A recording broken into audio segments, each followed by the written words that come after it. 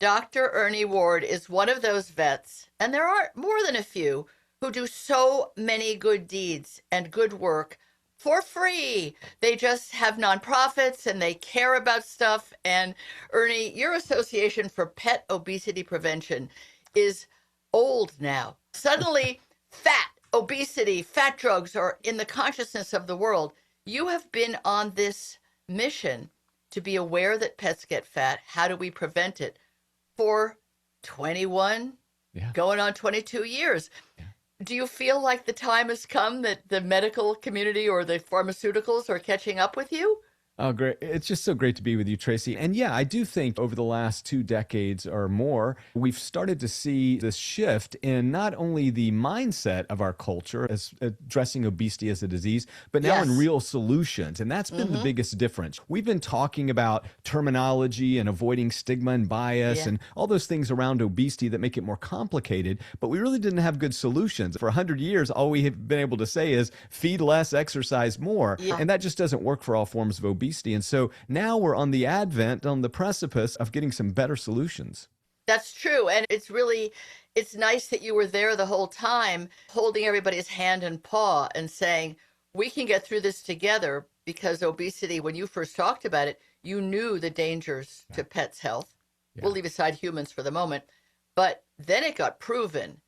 Right. And that's a very good point, Tracy. Yeah, we just didn't have the evidence back then. We were really using a lot of human data, lab animal data to demonstrate in other mammalian species like dogs and cats and rabbits and horses, but we didn't have the research behind it. And now, of course, 20, 25 years later, we've got library full of obesity research that does validate why we were always saying this is a serious disease with serious consequences. And shortening the life of pets. Yeah.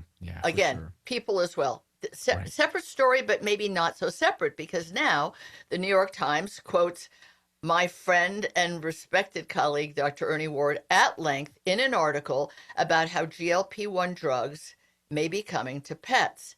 Now, it's amazingly fast. I don't know, it's Mach speed, how quickly these drugs, first we heard about Ozempic, and maybe we heard about another one for humans, and all of a sudden there were many different drugs and many different ways to take them, and there were pills and there were shots, and it was covered by insurance and it wasn't for people. So now everyone's aware of these drugs. Where do they fit in the lifestyle of a dog?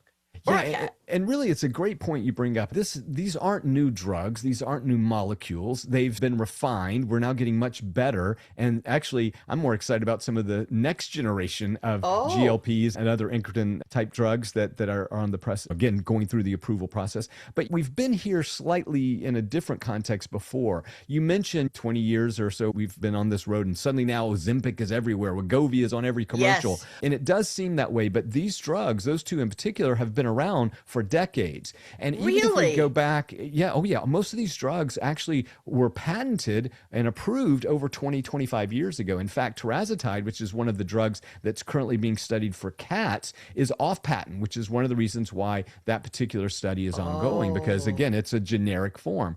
But even in the dog space, we had a drug called Slintrol, over 20, 25 years ago, acted on a slightly different pathway, but again, really it didn't do well. And I think two things, Tracy, and I've tried to do an autopsy on why all these years later. I think first and foremost, it did work, right? So if you go back and look at the studies, my own clinical experience, because I prescribed and used this drug, no kidding. It shed weight, without a doubt, but it had really significant GI side effects. And so you've probably heard about that with some of the GLP-1s, that some people have cramping and all types of abdominal discomfort and nausea and even upset stomach. And we saw more of that probably than we would like to have seen. And so I think it worked, but B, it had a lot of side effects that led us to not prescribe it all the time, or when we should. The other fact was these dogs rebounded tremendously. And Tracy, that's the part that gave me such a frustration as a clinician. So we would put these dogs on, they would lose weight over a 6-month period. And at that time we were trying to taper or take them off. Sure. And these dogs came back, their appetite came back with a vengeance. Wow. So suddenly now all the gains that you made in weight loss and fat loss were completely lost within the first month. And so we didn't have good tools to mitigate that. So I like to think, and again, as I'm talking to my colleagues, both in the research realm and in clinical practice, I'm saying, look, I think the next generation, we're not going to see quite those side effects. Remember, these are the first foray into these drugs. This was one that we knew had some side effects. The safety profile just wasn't there. But the newer drugs, and again, the ones that we've now been using in humans for 20, 25 years, we know the safety factors involved with those drugs. And yet we have to factor in the dog's appetite and the dog's nausea, because they really are not going to tell us, other than the fact that they're eating less, which if you have a voracious Labrador, just to pick a breed, which is always targeted for being the fatties, right? You're happy. Oh my God, he's not trying to eat the loaf of bread on the counter, and he's not trying to eat the cat's food and his sister's food, etc. But sorry, Ernie, but when we talk about people in this drug, they don't want to eat anything. And that's not a great feeling, I don't imagine. And again, I don't know that I would characterize it as don't want to eat, because most people don't have anorexia, but they do describe a reduction in what they call food noise. You've probably heard that term a lot in the media. That's a cool and word. So food noise just means that people have an inclination, a drive towards eating foods and snacks really throughout the day, almost on a constant basis. So they have a hard time turning off that temptation of the potato chips or the sodas or whatever. Now, I tell you, I think this is very similar in animals, and we have some evidence to back that up. Number one, we've identified one gene deletion. It's called the POMC gene, and primarily in Labradors is where it's been studied. But we know that dogs that have multiple copies or deletions of that particular gene, they have a high, intense food drive. Now, this makes them trainable. So we have literally bred this trait, this gene, to train them. And so what I think is going to actually happen for these dogs, I think they probably go around in a state, just like you described, where it's like, oh my gosh, where's food? Oh, I smell something. Oh, this could be delicious. Begging all the time. And I think that we may actually help them, because, again, there are a lot of folks, and I've primarily been working in coexisting with the pediatric obesity group, right? Because a lot of the pediatric obesity issues apply to veterinary medicine. So over the last 20 years, we've really had wonderful relationships, mentorships, and working relationships with lots of people in pediatric obesity. And it's interesting because they are, obviously these drugs are not approved for children, but when they are when they are using them in young adults and in the older juveniles, which they are, certain drugs are approved for 15, 16-year-olds in certain places.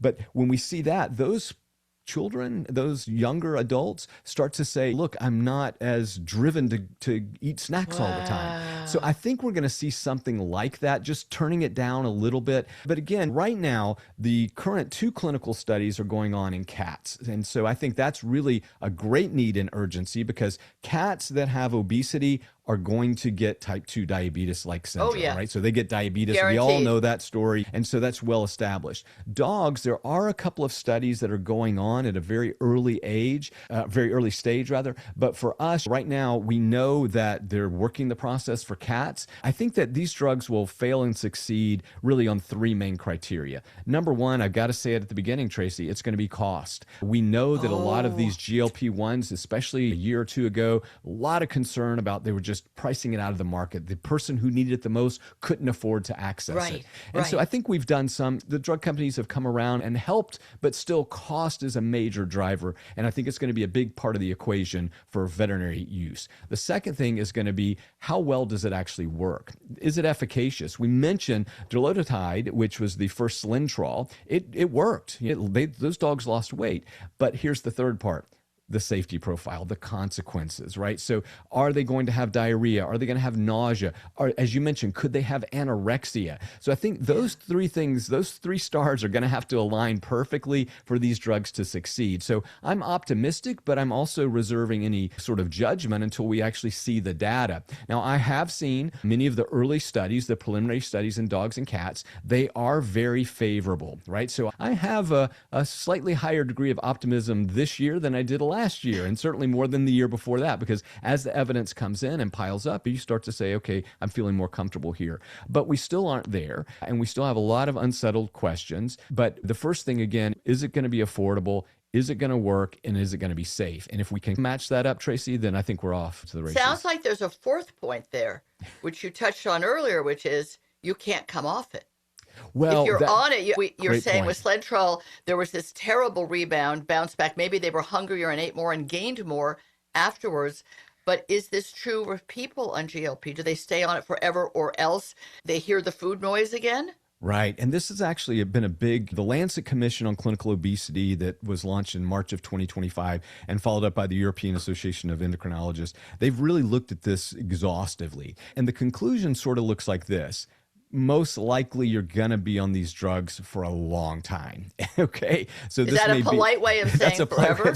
Now, what they're finding is, though, that they can start to titrate the dosage to the individual. And that's where I think we really missed it with Slintrol back in the day. We really didn't have any way to cascade down. And so now you're starting to hear about a lot of physicians, especially in the obesity domain, they're taking their patients, human patients, and they're really lowering that dosage. Now, that makes a lot of sense. And in fact, there is some very compelling evidence right now that GLPs do a wide variety of other things other than just help you lose weight, right? There's cardiovascular effects, liver protective effects. There's this big thing now with cancer protection. Now, we don't know yet exactly how these drugs do those things, but there is a relationship. And so while I'm very cautious as a scientist, I have to look at the evidence, but it is trending in the direction that there may be multiple health benefits to maintaining this. And for me at this stage, I'm saying, okay, look, we've got now 2 decades of clear evidence in the human world, and we've got patients that have been on them for 20 years or more, and they seem to have a very high tolerance and safety profile. I'm getting more comfortable with that because, Tracy, the other thing that, as I was mentioning recently in a lecture out in California at the AVMA, our dogs and cats don't live that long. But the reality is they might be on it for 5 or 6 or 10 years, right? So I have a lot more confidence in that constrained environment as opposed to a person, like you mentioned, who might be on it for 50 years or more. And we don't know what those we don't know health consequences could be. My guess is, and obviously you and other very smart doctors and researchers have considered that those other health benefits of the GLPs, be it to people or theoretically to animals, is because they're no longer carrying 20, 30, 40% more weight than they were, right? I assume that your liver is burdened by all, and your heart by all that extra weight. So the GLP didn't really fix a heart problem or a liver problem. In fixing a fat problem, it fixed the whole mechanism of the human body or the animal body. Is that true? I'm asking. Yeah, you're trending in the right direction. And this is why we use the term obesity first treatments, okay? Because we know that with all the things you listed, cardiovascular disease, liver, kidney, hypertension, many forms of cancer. So we know that if we treat the obesity first, the downstream effects on the other organs are favorable. And so that's where we don't really know which way this is going. Having said that, in my upcoming textbook on veterinary clinical obesity that comes out early next year, we devote... That's exciting. Yeah, it is. That's very exciting. Life's work. 2 years in the process. But to condense 25 years. But we have 2 chapters devoted to the gut-brain axis and how the GLPs or incretin and hormonal systems work. And it's fascinating, even from what we understand about GLPs to date, they impact a variety of systems and physiological pathways in the body. And I am still open that they may have other direct effects that might be more protective for health. So we just don't know. It's still early days. You got to remember, these drugs were initially developed to help with glucose levels, right? So with diabetes or with hyperinsulinism. Yeah. So whenever people are having all kinds of issues with, again, regulating their blood sugar. And so it was a secondary consequence that they started seeing them lose weight. Now, what happened was, as these drugs got better, so they have generation 1, 2, and 3 over the last 20, 25 years, they've honed in on specific pathways that now help us with weight loss. And so that's really primarily we talked about appetite suppression, food drive, food noise, all those kind of things. That's really where we are. But I will say this, Tracy, looking at some of the research that's being conducted now around the world, they're getting so much more sophisticated. We're able to focus on just very finite, discrete pathways. So I think that what you're going to see over the next 5 years is not only drugs that are safer, but they're more specific. And I think that's where it's really going to be beneficial. Specific to the food noise, let's say, I'm going to call it just food noise. The brain driver. I got to eat, I got to eat. And remember, they also work directly in the gut to help not only with suppression of appetite, but with how fat is metabolized and used by the body. So a lot of very clever scientists are saying, let's figure out what exact receptor we want to target and how does that impact it. And I will say this, I was talking to a researcher earlier this year, and with the advent of AI, Tracy, it's just completely changed the research field. world, right? Because what used to take 2 or 3 years to get just some preliminary data, is this the right target? They're now doing this in less than a year, which just accelerates progress. I will say this, I'm really grateful to be alive and practicing at this point, because again, as someone who has been relegated to this sort of fringy part of medicine and vet medicine for sure. And it's nice to see, wow, the scientists have caught up. The public is starting to become more aware. And at the end of the day, Tracy, what I hope we'll accomplish is dogs and cats that live longer, healthier, happier lives. They're able to be and enjoy dogs, being a dog and a cat. Because right now, when we look at the data and you look at 61% of cats, 59% of dogs are classified by veterinarians in the US as overweight or having obesity. Those are dogs and cats whose quality of life is adversely affected. And that's what I'm hoping to do. Really, this isn't about anything other than recapturing the joy and enjoyment of life. And also length of life. Of course, if I can do that, that's even better. So if there's a concern, I'd have to leave my lab on this for 12 years, but that would be the good news. Let's say your lab is 2 and already eat. In a minute, I want to talk about this eating of inappropriate things must be driven by the food noise, the poor dogs. But if you had to keep your dog on it for his or her whole life, and it could be so sophisticated that you could hope to get lower and lower doses, your dog is going to live, they say, maybe 2 years longer from not being overweight. And people, if that number's huge. Right. It's not like when you get a cancer diagnosis, you got 6 months to live. You have an obesity diagnosis, you're going to now remove 2 years from your life. Now go on a drug that can keep you from being voracious all the time, slim you down.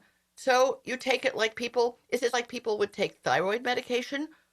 Yeah, Tracy, I think that's a great analogy. We've been using the terms around hypertensive drugs, right? So high blood pressure treatments. So we feel like it's probably, but these are great metaphors and analogies. And one of the things too, I just want to go back once again, because quality of life is such an important aspect or element of practice to me, because I do believe, and I agree wholeheartedly, based on all the studies, we have 2 big studies that are on lifetime for dogs. We know that if they're kept at an ideal, lean, healthy weight, that they live 2 to 2.5 years longer on average. But that's not all the story. The story is they don't get osteoarthritis that cripples them. They don't get all these forms of cancer. They don't get all these other diseases. That means they're happier. And again, I'm using that term loosely. I know that happy, maybe we shouldn't apply to dogs and cats. I think we should. Of course we should. But what about their people? Their people are happier. The dog and cat can run and play and also not be at the vet with these horrible diagnoses for, I'm really sorry, there's a mass. Yeah, exactly. And I think it will save people money, because I know how expensive it is to treat osteoarthritis. And even the link between diseases like many forms of skin disease. Tracy, when we look at the relationships between obesity and all these other complications or comorbidities, we see not only direct causal effects, or the obesity causes it directly, but it can complicate other diseases and make them at risk for other diseases. It's really, I do think that if human beings are looking for the fountain of youth, it starts with maintaining a good body composition, right? That's really the foundation of it. And again, that doesn't mean you have to be a marathoner or Arnold Schwarzenegger, right? Right. But it does mean that you want to make sure that you are doing the things to preserve your body. And then what the great translation of that is, again, quality of life, mobility, independence. And we look at these studies. There's been a fantastic study that was released last year that talked about the relationship between grip strength and independent living of older Americans. And so obviously you can probably connect the dots if you're watching or listening this. The people that had better grip strength were more independent. And that's really the goal of life, right? I don't want to have to be dependent. Obviously, lots of things can happen and that I can't prevent or avoid. What I can prevent and avoid, I'm going to try to do as much as I can to do that. Everyone knows that I'm a pickleball addict. So that's right. I'm going to say play more pickleball. You got to hold that paddle really with a tight grip or it goes flying out of your hand. And there's so many good things to, just one quick thing. This is why physical activity is such an important element of quality of life. You just lit up. And if you're listening to this, I wish you could see Tracy's face. Her she glowed, just energy effused from her eyes and her pores. And that tells me enjoyment and happiness. And this is what I want for dog and cats that I have. Because I see them. I see the 105-pound Labrador that struggles to go to the bathroom. The kitty cat that's Yes. now 18, 20 pounds, they just say, I can't even go to the litter box anymore, man. You know, That's and they're right. just, I'm just going to go wherever. right. They're not happy. They don't have That's right. that vitality. And while we're joking about pickleball, but there's so many advantages. And so I want to see that 12, 14-year-old Labrador Yes. being able to go to the park and play. I want to see that kitty cat hopping up on the couch or the bed and saying, hey, give me some scratching. That's what life Exactly. is about. So when we read about I think it was a Labrador, or actually a Labrador mixed with an even larger breed dog that went hiking with people who, Yeah. oh dear, made that great decision. It's only 100 degrees and there are no trees. They take this dog up, and now not only are they involved with multiple people in emergency services who have to carry the dog down, but I had to wonder, how overweight was that dog? Yeah. An overweight dog or human has a much harder time doing any exercise, extra exertion, and the heat. So I don't mean to victim shame. On the other hand, you shouldn't be taking your overweight, older-ish dog out in, I would call those adverse circumstances.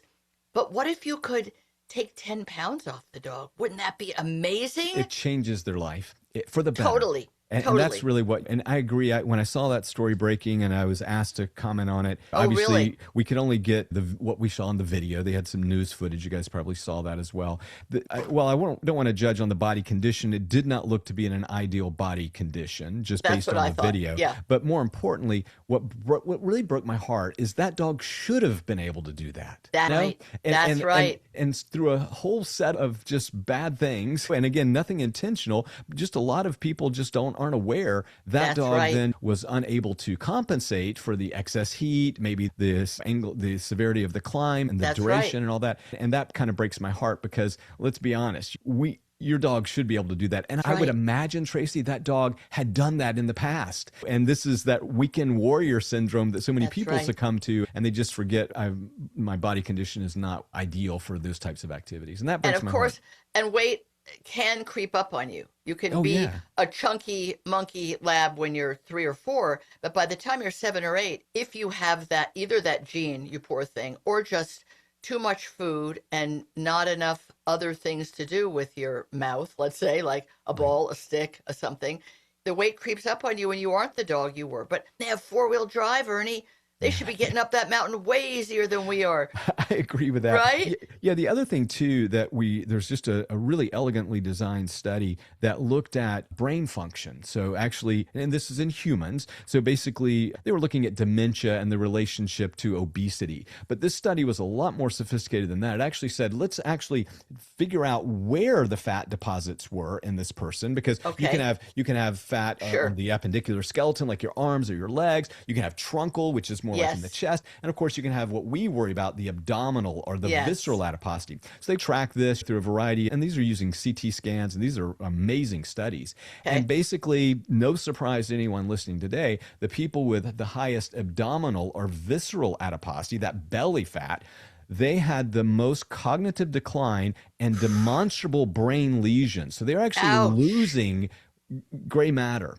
And that should get your attention as a person, because, and again, there were some sort of cross analyses about duration. Obviously, the people that had excess visceral adiposity for longer periods had more profound changes in the brain. Wow. But Tracy, I think the same thing happens to our pets. It has because, to. And I can only say this anecdotally, right? Because we don't have these kind of studies done in dogs and cats yet. But I know the number of older dogs with obesity, and mentally this dog's just declining. And so a lot of times we talk He's about, like, not worth it. And we call it cognitive decline syndrome or dysfunction. And so I think that's part of the equation too. I know we're focusing and we're getting tangential, but they're just so many benefits. It's all in there. I just want to say to people in closing, the Association for Pet Obesity Prevention, not for Pet Obesity Prevention. Go on Ernie's website. He and his wife have kept it going for 20-something years. It's all free. It's for you. It's for your doctors. And if you have pet insurance, my last word is, if obesity is a disease and there's going to be a treatment for it, pet insurance will have to cover it as long as it's diagnosed after you got your coverage. Please get pet insurance, because that whole number 1 about it being too expensive, it won't be an issue anymore. Ernie Ward, you're amazing. You do so much good for the planet. 2-legged, 4-legged, and I really thank you for your time. Thank you for having me.